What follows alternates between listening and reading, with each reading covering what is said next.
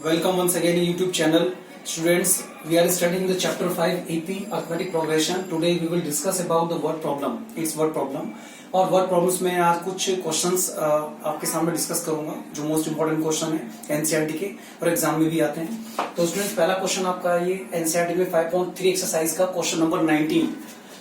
200 logs are stocked in the following manner, यानी कि 200 logs को वुड logs को इस तरह से अरेंज किया गया है।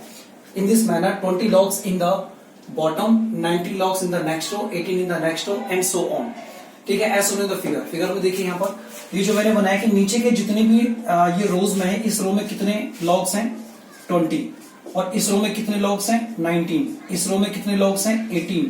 तो इसी तरह से ऊपर तक हमें इन लॉग्स को कलेक्ट करना है और ये सारे लॉग्स की क्वांटिटी कितनी है 200 लॉग्स। ओके, तो इन 200 लॉग्स में ये कंफर्म करना चाह रहा है कितनी रो में इन 200 लॉग्स को रखा जा सकता है और सबसे ऊपर की जो रो आएगी उसमें कितने लॉग्स होंगे। ओके, तो उसका सॉल्यूशन देखिए।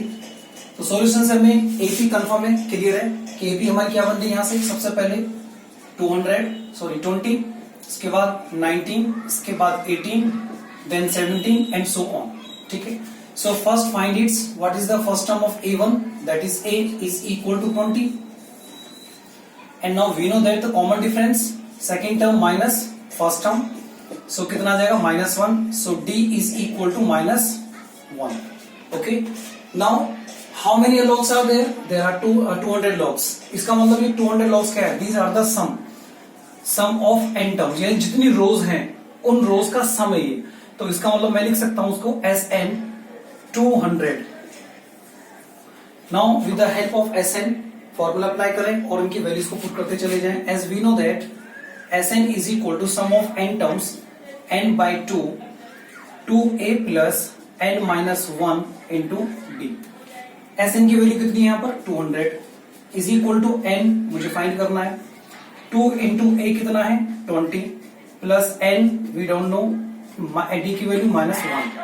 तो क्रॉस मल्टीप्लाई किया जाए ये हो जाएगा 400 is equal to n 20 to 40 -1 से मल्टीप्लाई किया जाए तो -n और +1 ये हो जाएगा आपका 400 is equal to n 41 minus n। अब n से मल्टीप्लाई करेंगे तो कितना जाएगा ये 400 is equal to 41 of n minus का n स्क्वायर। इस पूरी वैल्यू को इधर शिफ्ट कर दें तो क्या आ जाएगा ये आ जाएगा आपका n स्क्वायर माइनस का 41n प्लस का 400 इक्वल टू 0। स्टूडेंट ये जो इक्वेशन बनी कौन सी इक्वेशन है? इसको हम बोलते हैं quadratic equation. This quadratic equation और क्वाड इक्वेशन को सॉल्व करने का तरीका आपको पता है, या तो स्प्लिटिंग मिडिल टर्म से इसको सॉल्व करें या फिर क्वाड्रेटिक फॉर्मूले से। तो उसको मिडिल टर्म से सॉल्व कर लेते हैं। इसको सॉल्व करने के लिए क्या करना है, इस कांस्टेंट वैल्यू की पहले मल्टीप्लाई करेंगे 400 को मल्टीप्लाई करेंगे कोएफिशिएंट ऑफ n स्क्वायर से, यानी 400 इंटू 1 क्या आ जाएगा 400। अब 400 के मुझे दो फैक्टर बनाने हैं। अगर आपको नहीं कर सकते हैं तो आप ऐसा कर सकते हैं, इसको 400 को कितना आ जाएगा ये 2 से डिवाइड किया 200, फिर 2 से 100, फिर 2 से 50, फिर 2 से 25, देन अगेन 5 से 5 से 25 एंड 5 1 तब तक करना है जब तक इसकी वैल्यू 1 आ जाए।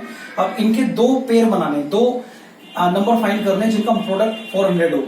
तो 5 5 25, ठीक है, और इसका 2 2 4 2 8 2 16 इंटू 25 मल्टीप्लाई कितना होगा 400 और इन दोनों का सम ये डिफरेंस करें तो कितना आ जाएगा 41 आ जाएगा। 25 प्लस 16 41। सो इसकी हेल्प से अब हम यानी कि दो फैक्टर मुझे मिल गए, कौन कौन से, एक 25 और एक 16।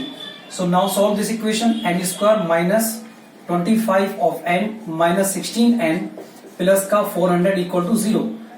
पेयर बन के दो, इन पेयर में से पहले में n कॉमन आ जाएगा तो n माइनस 25, इसमें -16 कॉमन आ जाएगा, n माइनस 25 इक्वल टू 0। दोनों में से फिर कॉमन ले लीजिए, n माइनस 25 इज कॉमन, अंदर क्या बचा n minus 16 equal to 0। Equate हर एक को 0 के सामने इक्वेट करो, n माइनस 25 इक्वल टू 0। तो n की वैल्यू कितनी आ जाएगी यहां से 25।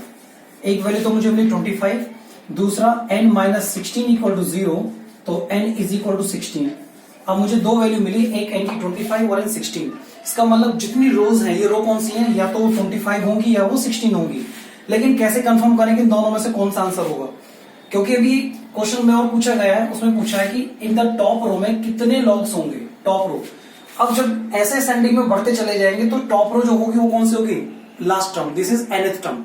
तो nth टर्म को मान करके मैं इसको सॉल्व करता हूं। पहले मैं मानता हूं ये इस केस के लिए, if n is equal to 25 then a25 is equal to a plus 24 into d. तो a की वैल्यू कितना है 40, सॉरी a की वैल्यू कितनी थी 20 प्लस 24 इंटू डी कितना था -1, सो 20 माइनस 24, तो वैल्यू आएगी -4। a25 की वैल्यू -4 आ गई, दिस इज नॉट पॉसिबल, यानी कि -4 लॉग तो पॉसिबल हो ही नहीं सकता, ठीक है। जो लॉग्स होंगे वो पॉजिटिव नंबर में होंगे। तो इसका हम दूसरे चेक करते हैं। दूसरा क्या जाएगा a16 में, तो a plus 15 into d, a की value 20 plus 15 into -1, so 20 minus 15 is equal to 5। इसका मतलब जो टॉप रो में जो लॉग्स होंगे, जो ये लकड़ी के रोल्स होंगे, वो कितने होंगे 5 होंगे। दिस इज आंसर, यानी कि n हमारे पास कितनी रोज होंगी, तो ये रो कितनी हो जाएंगी हमारे पास 16 रोज होंगी, और उस लास्ट वाली रो में कितने लॉग्स होंगे 5 लॉग्स होंगे। ठीक है स्टूडेंट्स, ये था हमारा क्वेश्चन वर्ड प्रॉब्लम का। एक और वर्ड प्रॉब्लम मैं आपके सामने शेयर कर रहा हूं। Students, one more question from same this exercise 5.3 word problem से है। Question number 18। क्वेश्चन नंबर 18 क्या है? अ spiral is made up of a successive semi circle with center alternatively at A and B, starting with center A of radii 0.5 cm, 1, 1.5, 2 and so on. So what is the total length of such a spiral make up of 13 consecutive semicircles? सेमीसर्कल्स को बनाने में, और वो भी 13 सेमीसर्कल्स बने, तो उनमें total कितना वायर यूज किया गया है ये हमें फाइंड करना है। टोटल, जब भी टोटल की बात आती है तो हमें क्या निकालना है, वापस सम निकालना है। क्या निकालना है? सम। अब कितने 13 सेमी सर्कल से, तो पहले एक सेमी सर्कल की लेंथ फाइंड कर लें। So what is the length of one semi circle? अब कहां से काउंट करें semi circle? Semi circle start होते हैं यहां हमारा पहले से, देखिए सी ए बी में A is the centre of the semicircle, let the length of this arc, this is L1, और इस दूसरे के लिए मैं मान लेता हूं उसकी लेंथ क्या है L2, ठीक है। इसके बाद थर्ड सेमी सर्कल बना हमारे पास L3, ऐसे ही फोर्थ सेमी सर्कल क्या बना हमारे पास L4 एंड सो ऑन। इसी तरह से हम कहां तक जाना है? 13 तक जाना है। तो उसका सॉल्यूशन देखिए कैसे बनाएंगे। तो let the spiral semi circle length L1, L2, L3, L4, L5 and so on up to L13 तक। 13 तक मुझे जाना है। तो अब पहले ये कंफर्म होना चाहिए व्हाट इज L। L क्या है यहाँ पर? Arc length. आर्क लेंथ कहां से निकलेगी? As we know that students, circumference of circle क्या होता है? Circumference of circle that is C होता है हमारे पास 2 पाई r। ये क्लियर है? सो सेमी सर्कल की लेंथ कितनी होगी? Length of semi circle that is को मैंने L मान लिया, तो ये जाएगा 1/2 इंटू 2 पाई r। 2 से 2 कैंसिल, ये मुझे मिला कितना? पाई r। So that means L जो होगा वो कितना होगा हमारा? पाई r होगा। अब क्योंकि L यहां पर हर एक में डिफरेंट है, पहले में L1 थी, दूसरे में L2 थी, फिर तीसरे में L3, क्यों है? क्योंकि इसकी जो रेडियाई है हर एक सेमी सर्कल की वो डिफरेंट है, इसीलिए हमने इसको L को अलग अलग रखा है। क्लियर है? अब रेडियाई क्या है यहाँ पर? अब रेडियाई को देख लीजिए। यहां से मैं रेडियाई अगर बात करता हूं तो पहले के लिए R1 क्या होगा? 0.5, इसको मैं लिख सकता हूं 1/2। दूसरे के लिए रेडियस क्या है? ठीक है, दूसरे रेडियस क्या हो जाएगी यहाँ पर? R2 1.0, इसको हम 1 ही मान के चलेंगे। R3 कितना है यहाँ पर? 1.5, इसको हम क्या लिख सकते हैं? 3/2। ऐसे ही R4 के लिए क्या हो जाएगा? 2.0, 2 एंड सो ऑन। इसी तरह से मुझे R13 तक जाना है। ओके, तो इसकी हेल्प से लेकर के अब हम सबसे पहले लेंथ को फाइंड करेंगे। सो लेंथ क्या बन जाएगी? L1। What is L1? तो L1 के लिए मैं लिख सकता हूं यहां से पाई R1, दूसरे के लिए पाई R2, थर्ड के लिए पाई R3, फोर्थ के लिए पाई R4, फिफ्थ के लिए pi R5 and so on up to pi R13। Clear है? अब इनकी वैल्यूज बनाइए। क्या है पाई R1 की वैल्यू? क्या वेर इज पाई की वैल्यू कितनी है? 22/7 इट इज गिवन। तो पाई की वैल्यू मैंने पुट किया 22/7 इंटू R1 कितना था? 0.5, लेकिन उसको लिख सकते हैं क्या? 1/2। इसको कैंसिल किया तो कितना आ जाएगा? 11/7। सेम ऐसे ही दूसरे में निकालिए। पाई की value 22/7, what is R2? 1, so 22/7। Third के लिए 22/7 इंटू 3/2, 2 से ये कैंसिल 11 और ये आ जाएगा 33/7 सो ऑन। अब देखिए हमें आगे बार बार कैलकुलेट करने की जरूरत नहीं, इसी से हम आगे बढ़ जाएंगे। कैसे? फर्स्ट में देखिए पाई की वैल्यू 22/7 में था, तो R1 की वैल्यू हमारे पास 1/2 से मल्टीप्लाई किया, ये बना। तो इसमें जो 11/7 इज अ कांस्टेंट नंबर, जैसे जैसे हमारी टर्म बढ़ेगी उसमें 11/7 से मल्टीप्लाई करते चले जाएंगे। अब जैसे पहली नंबर थी A1 11/7, दूसरे में थी तो 2 से मल्टीप्लाई किया सेकंड वाले को 22/7, 3 नंबर थर्ड नंबर चला तो थर्ड को मल्टीप्लाई किया से तो 33/7, ऐसे ही फोर्थ क्या हो जाएगा, 4 को मल्टीप्लाई करेंगे इससे तो बन जाएगा 44/7, ऐसे ही 5 का 55/7 एंड सो ऑन। तो लास्ट में जो एंड टर्म है 13 को मल्टीप्लाई करें इससे तो क्या बन जाएगा, 11 to 13 बन जाएगा 143/7। क्लियर है? ये बन गई मेरे पास एक एपी। अब इस एपी से मुझे क्या करना है, सम करना है मुझे कितना का, इन 13 सेमी सर्कल्स की एंटायर लेंथ का।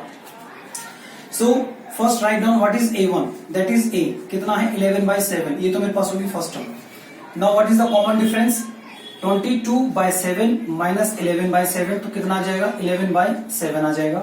ये मेरे पास आ गया D। Okay, now nth term ये हमारे पास गिवन है, दिस इज AN, या इसको मैं L भी कह सकता हूं 143। अब इन वैल्यूज को, सभी वैल्यूज को कहां पुट करना है, एक सम का फॉर्मूला अप्लाई कर दें। As we know that Sn is equal to n/2 a plus an, या इसको हम लिख सकते हैं L। अब ये मैंने क्यों लिखा है यहाँ पर, ये हमारा एक शॉर्ट फॉर्मूला है। कब? इस फॉर्मूला में तब यूज करते हैं जब हमें किसी एपी की एन टर्म्स गिवन हो, यानी कि लास्ट वाली टर्म गिवन हो। तो इनकी वैल्यू पुट कर दीजिए। एन कितना है 13 सेमी सर्कल्स का मुझे सम निकालना है। एन कितना हो जाएगा 13/2। So what is A 11/7 and what is L 143/7। इसको सॉल्व करें तो S13 इज इक्वल टू हो जाएगा 13/2, सॉल्व करे जाए 7, एलसीएम आ जाएगा नीचे, तो उन दोनों को टोटल कर दिया जाए तो कितना आ जाएगा 154/7। 7 से कैंसिल करो उसको भी, 7 2 14 और 7 2 14, फिर 2 से कैलकुलेट करो 1 11 आ जाएगा। तो ये आ जाएगा आपका S13 is equal to 13 into 11 और इसकी वैल्यू आ जाएगी 143। इसका मतलब जो टोटल वायर यूज किया गया है इन सेमी सर्कल्स में, 13 सेमी सर्कल्स में, वो कितना यूज किया गया 143 सेंटीमीटर। और अगर इसको मीटर में कन्वर्ट किया जाए तो आ जाएगा 1.43 मीटर वायर यूज किया गया। आई होप ये क्वेश्चन आपको समझ में आया होगा, इंपॉर्टेंट क्वेश्चन था। ठीक है स्टूडेंट्स, ये दोनों क्वेश्चंस आप इनकी प्रैक्टिस कर लें, और आज के लिए बस ये 2 ही क्वेश्चंस मैंने आपको बताए हैं, इनकी प्रैक्टिस करें आप। तो thank you very much, thank you.